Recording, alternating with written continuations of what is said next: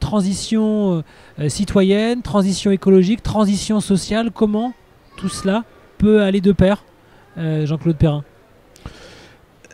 Eh bien, ça ira de pair si on fait une espèce de table rase. Je crois qu'il faut tout raser et tout refaire.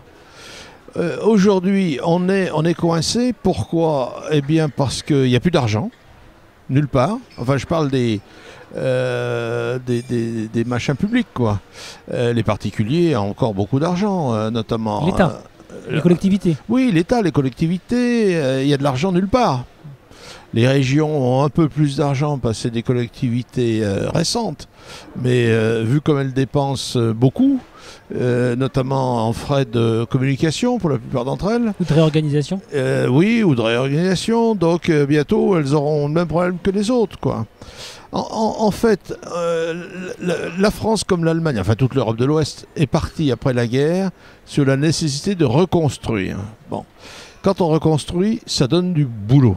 Et donc, toutes ces économies ont très bien marché. Sauf que la nécessité de reconstruire, après les 30 Glorieuses, c'est-à-dire en 75 à peu près, la reconstruction était faite. Donc, il fallait changer de modèle économique.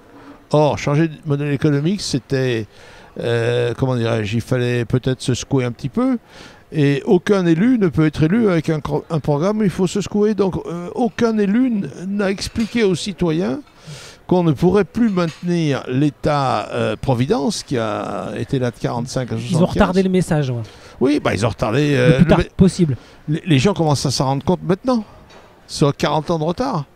Or, aujourd'hui, on s'en rend compte avec une dette qui est à 2300 milliards d'euros. C'est-à-dire 2300 milliards d'euros, ça ne veut rien dire. Mais j'ai pas fait le calcul précisément récemment, mais je crois que ça fait autour de 35 000 euros par personne. Donc quand dans une famille, vous avez papa, maman et 2 enfants, vous commencez par devoir 140 000 euros. C'est peut-être pas vous directement qui allez les rembourser, mais quelque part, directement ou indirectement, vous allez le rembourser. Donc 140 000 euros, vous ne partez pas de zéro aujourd'hui, vous partez de moins 140 000 euros. Or, c'est le moment où il faudrait beaucoup d'argent pour faire ce que Hulot appelle la transition énergétique. Écologique, sociale, solidaire. Oui, je dirais qu'il faut tout remettre à plat parce que le monde, qui est encore le monde aujourd'hui, là, ne peut plus fonctionner. Puisque, si vous voulez, si vous ne remboursez pas votre dette, à un moment donné, les marchés financiers vous sanctionnent. Et au lieu d'emprunter de l'argent à 1%, comme la France ou l'Allemagne l'empruntent depuis 10 ans bientôt, vous l'empruntez à 4 ou 5. Donc il suffit de faire le calcul. Si vous avez 4 points de plus de taux d'intérêt sur une dette de 2300 milliards, ça vous fait presque 100 milliards à l'année. Et là, ça devient insoutenable. Tout est insoutenable. Donc comment on fait pour... Je crois qu'il faut tout remettre à plat. Il faut regarder, par exemple, en France, pour que l'entreprise France fonctionne, il faut 43,5% du PNB. Sans parler des États-Unis qui ne sont pas comparables parce que ce n'est pas le même pays. L'État est beaucoup plus mince aux États-Unis. Mais regardons l'Allemagne qui fait à peu près les mêmes choses que nous, ou d'autres pays européens, ils fonctionnent avec 10 points de moins. Or, 10 points de moins de PNB, c'est 230 milliards d'euros.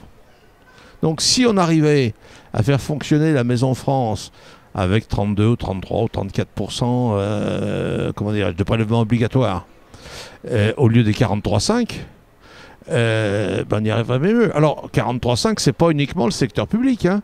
C'est le fonctionnement, effectivement, des administrations, mais c'est aussi les retraites, c'est aussi le chômage, les assurances chômage, et puis il y a un troisième point auquel je ne pense pas immédiatement, les retraites, le chômage, oui, ça va à peu près ça. Je cherchais un troisième point, mais je crois qu'il y a un troisième point. Non, mais la santé, c'est pratiquement les administrations. Ah, la vieillesse. Eh oui, la vieillesse. Or, regardez un chiffre également. On a du mal aujourd'hui à tout payer.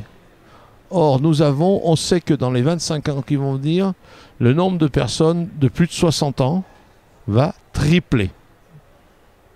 Donc c'est évident qu'on ne pourra pas le faire avec le système actuel, avec le système des maisons de retraite, parce qu'on ne pourra pas le payer. Donc il faudra bien trouver une autre solution.